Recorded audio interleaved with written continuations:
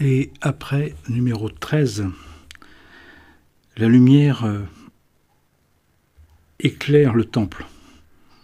La lumière enlève l'ombre, mais ne supprime pas les dettes. Qu'est-ce que je veux dire?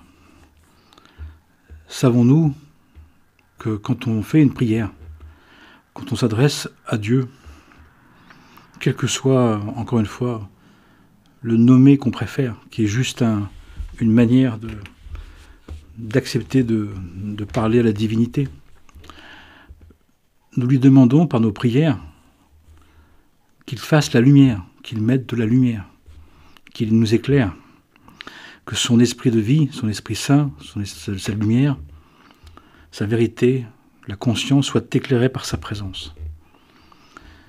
Mais ça veut donc dire qu'on éclaire le temple intérieur, qu'on éclaire l'inconscient ou les inconscients. Mais cette lumière supplémentaire qu'on demande, qu'on active par notre demande et qu'on reçoit, demande et tu recevras, vient donc éclairer, mettre à jour, mettre au jour, mettre en évidence, mettre à vue ce qu'il y a dans la pièce, dans l'inconscient, dans le temple. Mais dans le temple, il y a comment nous l'avons laissé, où sont nos idolâtries, où sont nos croyances, où sont ce qui, justement, n'est pas en ordre, et même en désordre, et en vrac, et retourné. Je me souviens d'avoir participé au relèvement dans un lieu sacré de l'autel qui avait été retourné, qui avait été profané, qui avait été recouvert d'immondices. Pourtant, le temple était toujours là, et on a mis la lumière. On a ouvert les fenêtres qui étaient fermées, qui étaient bloquées, et puis on a mis de la lumière de jour, puis la lumière électrique, et on s'est rendu compte que c'était sans dessus-dessous, et qu'il nous fallait alors décider de remettre en place l'autel, le sacrement, qui maintenant, depuis la destruction du deuxième temple, est devenu la table où on mange, et le lieu du sacrement quotidien. C'est pour ça là qu'on bénit le repas, c'est pour ça qu'on partage. On peut partager le pain, on peut partager un verre de jus de raisin, pour justement nous rappeler que tout nous est offert, que tout nous est mis à disposition, tout nous est prêté, et que nous avons à en faire un sacrement, justement, le sacrement de la vie, le sacrement de l'existence, le sacrement de la fraternité. Dans tous les cas, ce que je veux dire aujourd'hui, c'est que savons-nous, parce que nous devons le savoir, que quand on prie, et surtout si on prie ardemment, si on prie quotidiennement, on fait venir plus de lumière, pour mettre en lumière plus l'inconscient, l'ombre, l'opacité, la ténèbre en nous. Qui fait que, à partir de là, on va voir à chaque endroit de notre être, et chaque jour on vient en visite un, chaque semaine on visite un étage ou un degré, et puis chaque semaine de degré en degré. Et puis selon les saisons, on ne visite pas les mêmes parties de la maison, les mêmes parties du temple. On est plutôt à l'extérieur du temple, ou à l'extérieur de l'intérieur, ou à l'intérieur de l'intérieur, puisqu'il y a 3 degrés. Ce qui veut dire que quand même, à chaque fois, on va prendre conscience, on va voir quelque chose qui n'est pas en ordre, qui est en désordre, qui est à remettre en ordre, qui est à rectifier, à corriger, à améliorer. Ça veut donc dire, ce que je dis, que nous devons savoir que quand on met de la lumière, et que ça enlève l'ombre, ça révèle les secrets. Les gens, ils aiment bien les secrets. Ça révèle ce qui était dans le secret, ce qui était caché secrètement, ce qui était voilé, puisque ça se dévoile. Ça révèle les mystères, ce qui est mystérieux, ce qui n'est pas encore perceptible, et qu'on découvre. Mais ça ne résout pas les choses. Ça ne résout pas pour nous. Je ne connais aucun saint homme et sainte femme, de quelque religion que ce soit, qui, en priant Dieu, n'était plus éprouvé, n'avait pas d'épreuve, n'avait pas à porter sa croix, n'avait pas de conflit avec à l'extérieur, des conflits à l'intérieur, n'était pas dans le grand djihad intérieur, le grand combat spirituel, la grande lutte avec soi-même. Ça veut bien dire ce que ça veut dire. Ce qui veut dire que nous devons comprendre ça.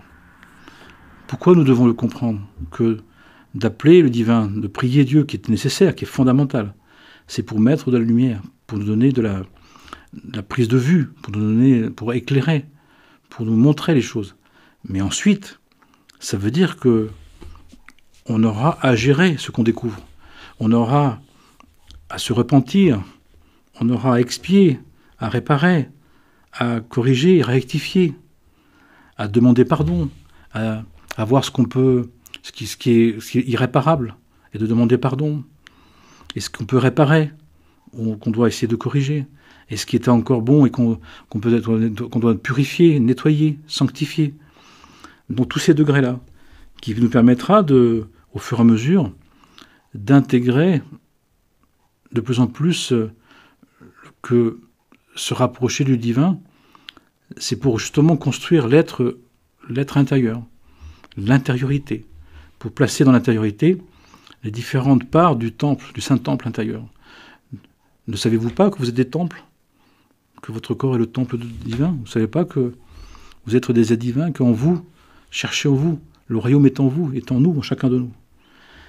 Donc c'est important de le savoir parce que je vois des personnes, j'entends des personnes qui peuvent être des grandes priantes, qui ont une grande ferveur.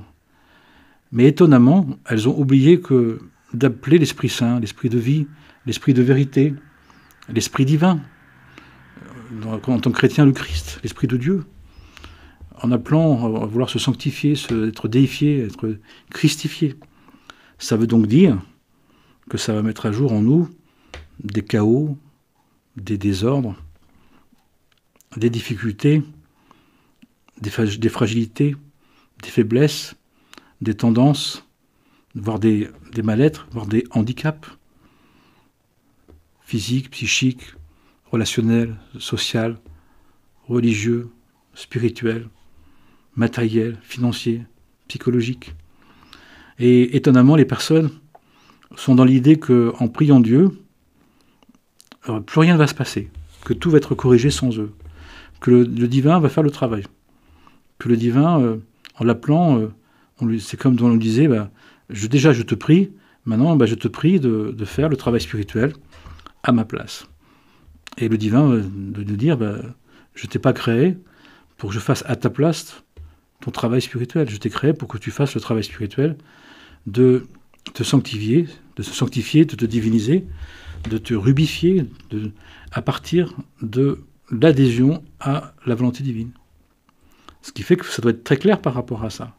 Parce que si on prie énormément et que ça met beaucoup de lumière, ça va mettre en évidence des zones d'ombre en nous, ça va révéler des tendances, des difficultés, des fragilités, des faiblesses, des handicaps, des mauvais penchants, des très mauvais penchants, qui vont, comme je vois les personnes, les étonner, les effrayer, les terrifier, les violenter, parce que d'un seul coup, cette mise en lumière, cette mise en évidence, n'avait pas été prévue.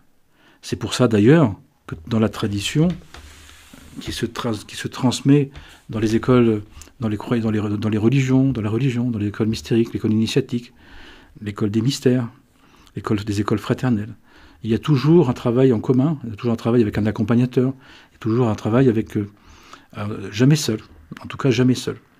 Parce que justement, on peut très bien on peut être très priant, mais il va falloir gérer ce que ça révèle, il va falloir traiter ce que ça révèle, il va falloir comprendre ce que ça révèle, il va falloir mettre en relation avec les enseignements, il va falloir justement se réformer.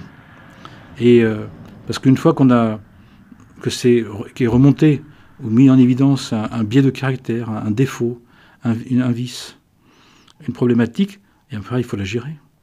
Il faut la gérer selon les enseignements. Et tout travail d'humilité, de modestie, d'acceptation, de repentance, d'expiation, de demande de pardon, de correction à faire, qui va nous demander un travail quotidien. Si on le sait, on n'est pas surpris. Mais si on le sait aussi, on fait attention de ne pas trop demander, parce que sinon on risque d'être déçu. C'est comme des personnes qui demandent à recevoir des dons, qui veulent avoir des dons, qui ne veulent pas trouver leurs dons, les dons que Dieu leur a donnés, mais ils en demandent d'autres. Mais à un moment donné, on peut recevoir un supplément, mais il va falloir gérer aussi l'opposé complémentaire du don, c'est-à-dire justement ce que ça va produire dans notre âme. Et je vois des personnes qui veulent être des grands êtres divins, des grands êtres spirituels, mais au niveau relationnel, au niveau psychologique, au niveau matériel, au niveau sociétal, au niveau amical, ils n'arrivent pas à être en relation, ils n'arrivent pas à gérer. Donc ils sont potentiellement formidables, ils ont des potentialités incroyables, mais la structure psychique, physique, psychique, psychologique, psychospirituelle, divine, n'est pas du tout structurée. Et si on y ajoute un désir de prière qui devrait faire un effet magique, parce que c'est ça en fin de compte, on pense que la prière, c'est une baguette magique. On pense que la prière va faire le travail à notre place. Je vous dis que ce n'est pas vrai. Quand on lit les textes des pères, quand on se réfère justement à nos anciens et à ceux qui justement se sont réalisés, se sont accomplis et ont montré le chemin, à la fois au niveau théorique mais aussi au niveau pratique, au niveau de leur acquisition, de leur réalisation, il y a toujours le combat spirituel. C'est impossible autrement. Sachons-le. Si on ne le sait pas, on ne le sait pas. Mais si on le sait, on doit le considérer. Ça veut dire aussi que l'humilité commence à ne pas vouloir trop appeler le divin, pour ne pas être trop déboussolé. C'est de la même manière, les personnes peuvent aller faire une eucharistie, faire une oraison, faire de la méditation, aller au monastère, en pensant que les choses vont se défaire sans être éprouvées. Mais si on est éprouvé, si on n'est pas éprouvé, on ne va pas en avoir conscience, on ne va pas le conscientiser, et donc on ne va pas changer, on ne va pas modifier la conscience. Alors parfois c'est vrai qu'on peut recevoir des soulagements, on peut recevoir des allègements, mais ce n'est que temporaire, ce n'est que pour nous permettre justement de supporter, de nous occuper de ce que nous avons à nous occuper. Ce que je veux dire là, c'est que à partir d'un moment très fort de prière, de communion, d'alliance, il y a une partie qui peut nous être ôtée ou soulagée ou mise de côté, mais c'est pour qu'on s'occupe surtout de la chose principale, de ce que l'on peut, de ce que l'on doit. C'est comme une espèce d'évaluation qui se fait et de tri qui nous permet de nous mettre à jour. C'est pour cela que après une retraite spirituelle, après un grand moment de prière, un grand moment de communion, un grand moment d'oraison, un grand moment de prière, de retraite, il faut savoir qu'à un moment donné, cette lune de miel, ce moment glorieux, merveilleux, extraordinaire qui existe, qui nous amène beaucoup de lumière, va aussi, à un moment donné, descendre dans nos ténèbres, dans notre obscurité, dans notre ombre, dans notre inconscient, et va amener quelque chose que nous avons à regarder, quelque chose d'une imperfection, d'une difficulté, d'une souffrance, d'une peine, d'un manquement, qui a besoin d'être vu. Ce qui fait que le combat spirituel est toujours présent. La lutte avec l'ange, avec une énergie angélique qui est désordonnée, ça donne l'impression d'une énergie justement séparée, duelle, opposée, agressive. Mais c'est juste parce que nous n'avons pas encore suffisamment travaillé les sens suprasensibles, les sens spirituels, pour être capable de vivre cette lumière et d'être capable en absorbant cette lumière, de traiter justement ce que nous avons à traiter de correction, de réparation, de rectification, d'amélioration. Si on le sait, on comprend que c'est une lutte incessante. C'est éprouvant. C'est un combat nécessaire.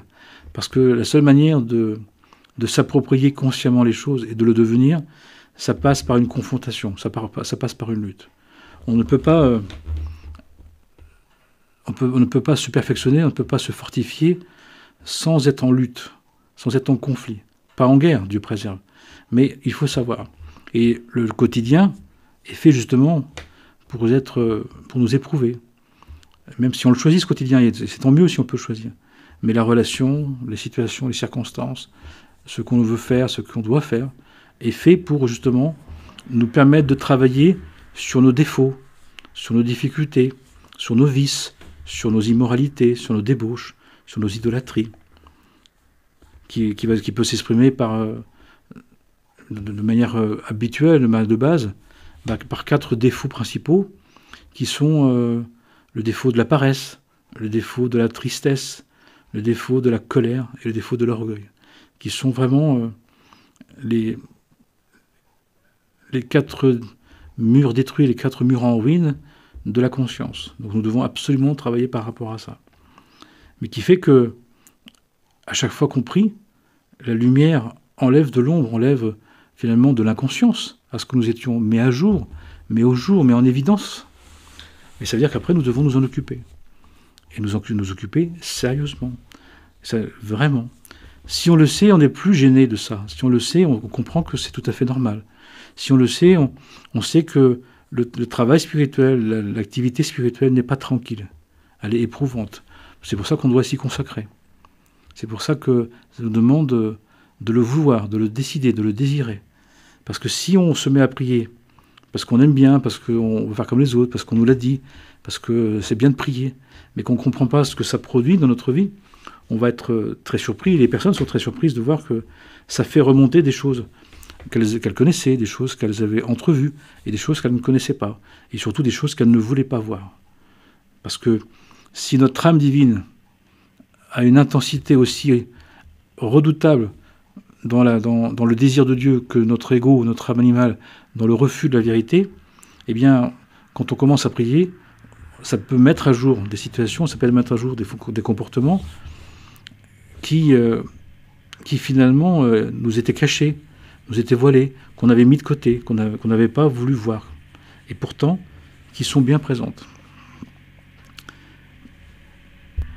Donc, nous devons savoir que quand nous nous rapprochons du divin, et nous avons à nous rapprocher du divin, quand nous prions Dieu, et nous avons à prier Dieu, à étudier sa parole, à comprendre les évocations, les commentaires de sa parole, et à méditer sur ses paroles, et à prier le divin lui-même, nous faisons venir dans notre vie une mise en lumière, une mise en évidence.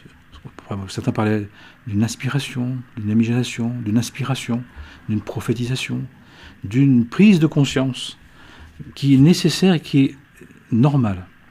Nous devons le savoir pour ne plus en être étonnés.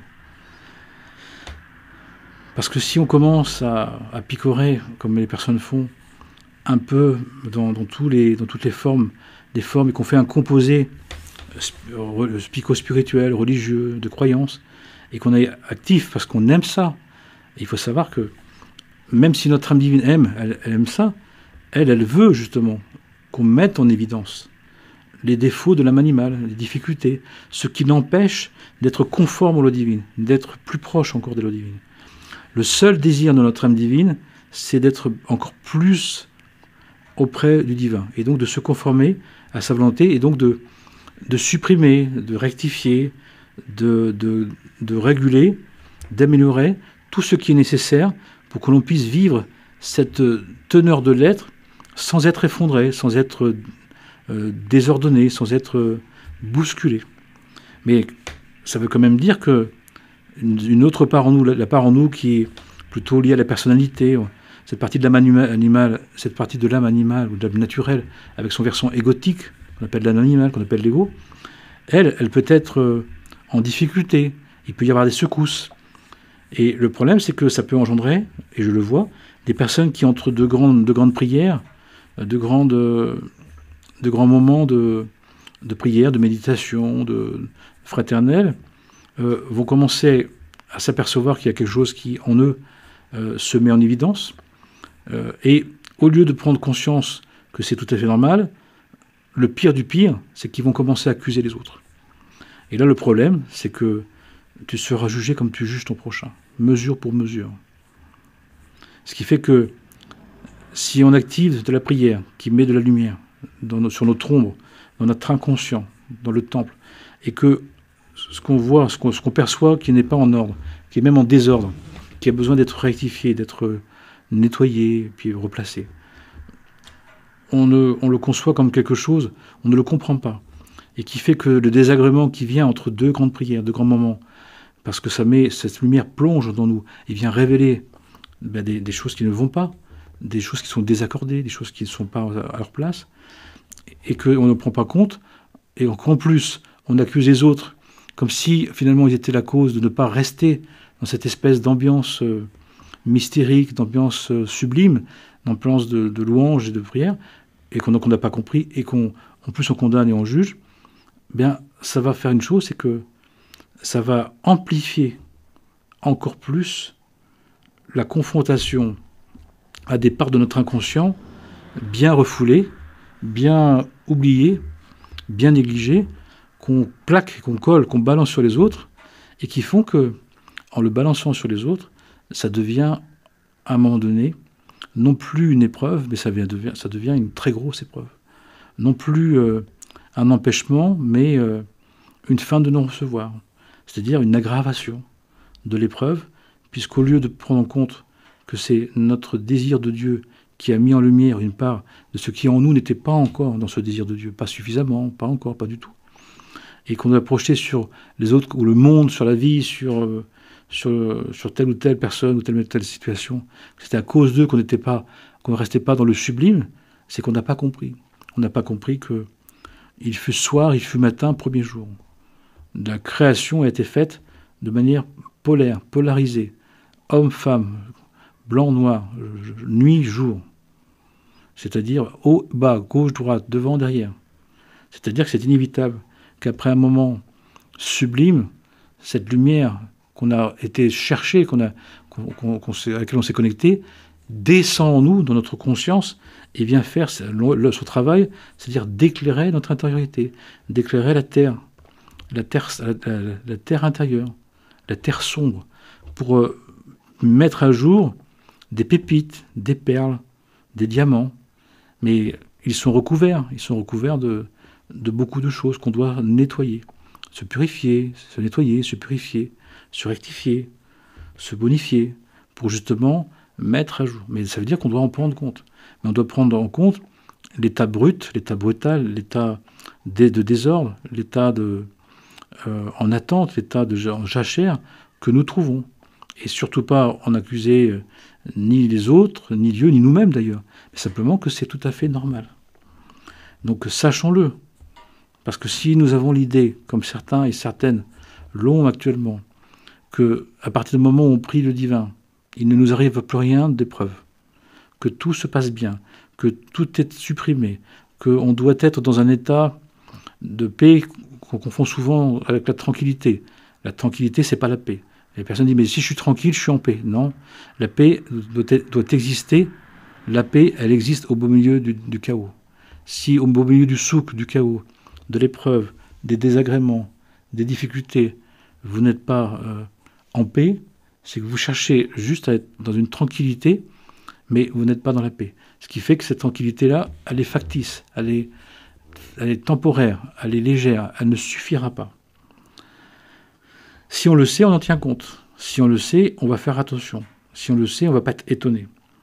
Mais sinon, si on veut que notre vie spirituelle, à partir du moment où on prie Dieu, tout va bien, il n'y a plus d'épreuves, plus d'obligations, plus d'amour du prochain nécessaire, plus à se rectifier, plus à s'améliorer, eh bien, malheureusement, on se trompe, on fait une erreur de jugement qui, à un moment donné, va se révéler dans notre vie.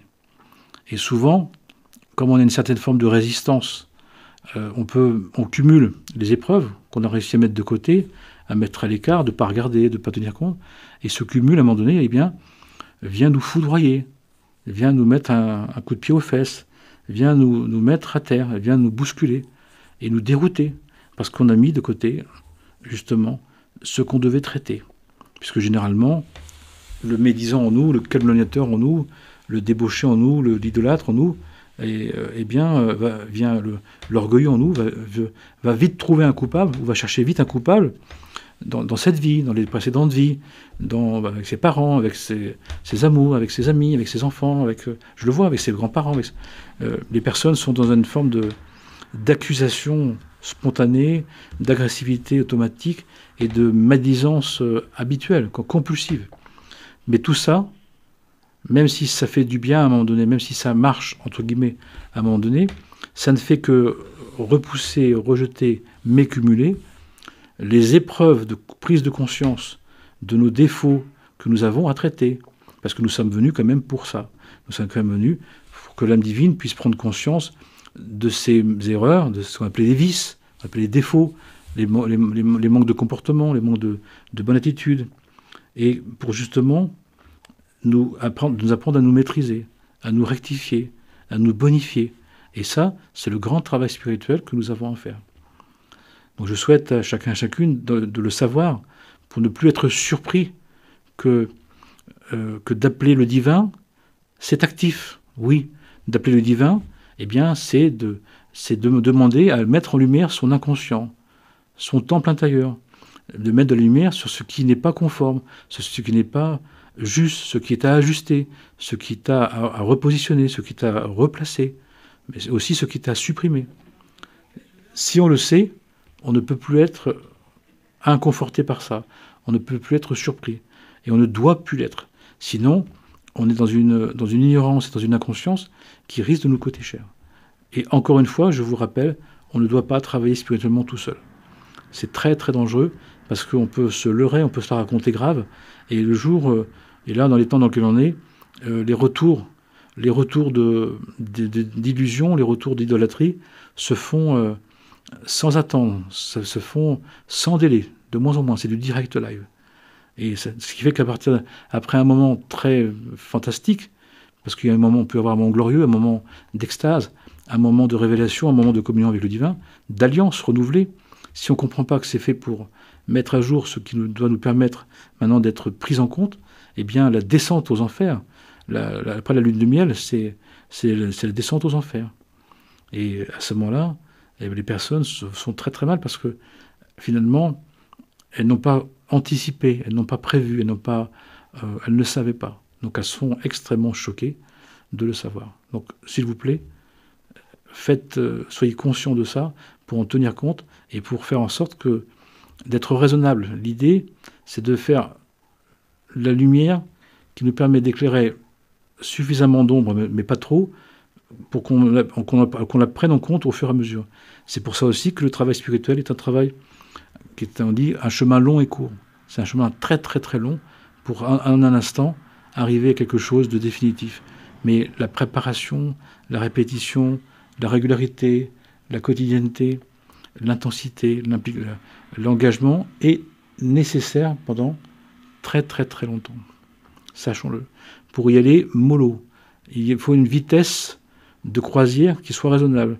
Ni des shoots spirituels, ni des faiblesses spirituelles, ni des tiédeurs spirituelles, pour se mettre dans le bon rythme. Le bon rythme, c'est le quotidien. Donnons-nous aujourd'hui notre pain de ce jour. Chaque jour, nous devons le faire. Chaque semaine, 6 jours sur 7, nous le faisons. Le 7e, on arrête, on est en Dieu. Et on se laisse vivre dans le divin, pour justement nous préparer, pour intégrer la semaine qui s'est passée, et puis de préparer la suivante. Il y a donc une structure du temps, une structure de la conscience, une structure de l'effort, une structure de l'attitude.